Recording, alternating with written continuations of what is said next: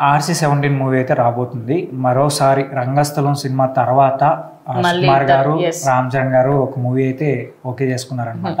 So ఇప్పుడు ఈ movie ఎలా ఉండబోతుందని మీరు అనుకున్నారు చెప్పండి. నిజం చెప్పాలంటే ఫస్ట్ ఈ మూవీ గురించి కాకుండా వీళ్ళిద్దరి కాంబినేషన్ లో రంగస్థలం వచ్చినప్పుడు ఈయన ఒక మాట అన్నారు, రామ్ చరణ్ గారు మీరు తప్పుగా అనుకోకపోతే ఒక మాట చెప్పండి. చెప్పండి అంటే మీరు ఇప్పటివరకు చేసిన సినిమాలు అన్నిట్లలో మీకు దేంట్లో కూడా క్యారెక్టర్ లేదు.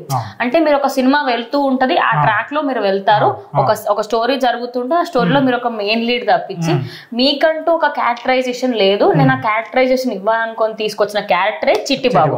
సో అదే దాంతోనే రంగస్థలం. అట్లా చెప్పినప్పుడు ఓకే రామ్ చరణ్ గారి లైఫ్ లో ఒక బిగ్గెస్ట్ హిట్ రాబోతుంది. అప్పుడు వచ్చింది ఇంకా రంగస్థలం రికార్డ్స్ చెప్పనక్కర్లేదు, వేరే లెవెల్. ఆ టైంలోనే 2018 ఆ టైంలో అప్పుడు రేట్లు కూడా చాలా తక్కువ టికెట్ రేట్స్. ఆ రేంజ్ లోనే బిగ్గెస్ట్. అంటే కలెక్షన్స్ పరంగా పక్కన పెట్టేసేయండి, ఇంపాక్ట్ ఇంపార్టెంట్. సినిమా జనాల పైన ఎంత ఇంపాక్ట్. ఇప్పుడు కూడా ఏంటంటే సినిమాని రీవాచ్ చేసేవాళ్ళు కూడా చాలా మంది రిలీజ్ చేయని కూడా అడుగుతూ ఉంటారు. సో ఇప్పుడు అందులో సాంగ్స్ కానీ అన్ని బాగుంటాయి.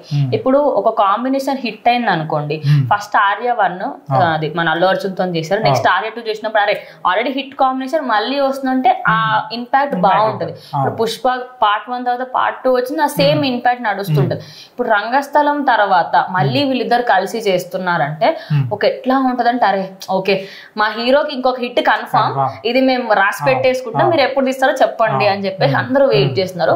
ఇంకోటి ఏంటంటే ఆయన ఏదో క్లాస్ గా ట్రై చేస్తాను అంటే చాలా మంది ఏమంటున్నారంటే మళ్ళీ ఏమన్నా రంగస్థలం టైపు లేదంటే రంగస్థలం సీక్వెల్ దిగిపోతున్నారని కూడా న్యూస్ వస్తుంది అనమాట. సో బట్ రంగస్థలం సీక్వెల్ అయితే ఉండకపోవచ్చు, ఎందుకంటే ఒక క్లాసిక్ మూవీ, ఒక మాస్టర్ పీస్ మూవీని అయితే మళ్ళీ టచ్ చేసి జనాల ఎక్స్పెక్టేషన్స్ భారీగా పెరిగిపోతాయండి. ఇప్పుడు ఒక సీక్వెల్ వస్తుందంటే ఎక్స్పెక్టేషన్స్ ఎక్కడో ఉంటాయి, అది కొంచెం తేడా కొట్టినా కూడా మూవీ ఇంపాక్ట్ బాగున్నా కూడా ఇంపాక్ట్ పడిపోతుంది. ఇప్పుడు ఎంత సీక్వెల్స్ నడుస్తున్నా అది వద్దు, ఎందుకంటే అక్కడ ఆ చిట్టిబాబు క్యారెక్టర్ మంచిగా ఎండ్ అయింది, ప్రకాష్ రాజ్ క్యారెక్టర్ మంచిగా ఎండ్ అయింది, వాళ్ళ అన్న క్యారెక్టర్ అయిపోయింది. ఆయన క్లాస్ గా తీస్తాము అని అంటున్నారు. మరి నెక్స్ట్ ఒక ఆర్య 2 అటువంటి లవ్ స్టోరీ ఎక్స్పెక్ట్ చేయొచ్చు. అంత డెప్త్ లవ్ స్టోరీ జోలికి అయితే 100% లవ్ మరి ఆ టైప్ అయితే వెళ్ళరు. ఎందుకంటే రామ్ చరణ్ గారు ఇప్పుడు క్రేజ్ మొత్తం గ్లోబల్ వైడ్ మంచి క్రేజ్ ఉంది కాబట్టి ఆయన నుంచి ఫ్యాన్స్ అయితే డిఫరెంట్ మూవీ లేదంటే ఏదన్నా ఒకప్పుడు కల్కి టైప్ ఆఫ్ జోనర్ కానీ టచ్ చేయలేదు. మేబీ ఆ టైప్ ఇక్కడ గుర్రాలు అయి పెట్టారు, మేబీ ఆ టైప్ ఏమైనా జోనర్ ఉండొచ్చేమో. ఇంకోటి ఏంటంటే ఆయన చెప్పారు ఇది ఒక అడ్వెంచర్ టైప్ ఆఫ్ ఉండొచ్చు అని అంటున్నారు.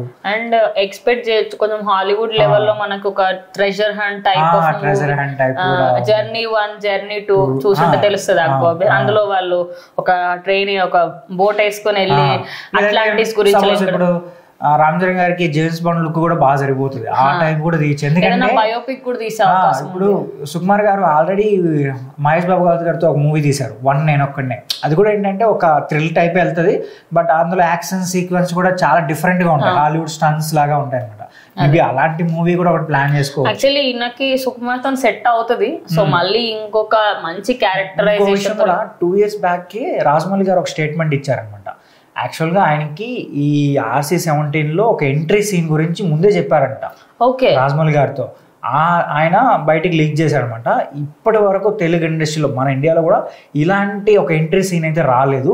సో చాలా చాలా గ్రాండ్ గా ఎంట్రీ సీన్ బికాజ్ సడన్ గా అంటే 16 అయిపోవాలి, గేమ్ చేంజర్ రావాలి, 16 రావాలి. అంటే రాజమౌళి గారే అంత పెద్ద గొప్ప డైరెక్టర్, సో అంత ఎలివేటింగ్ గా ఒక సీన్ గురించి చెప్పారంటే ఇంకా మేబీ ఈ మూవీ సుకుమార్ గారు ఎలా ప్లాన్ చేస్తారు. ఈ మాట విన్న తర్వాత రామ్ చరణ్ ఫ్యాన్స్ కి ఇంకా పూరకాలే అనుకోవచ్చు.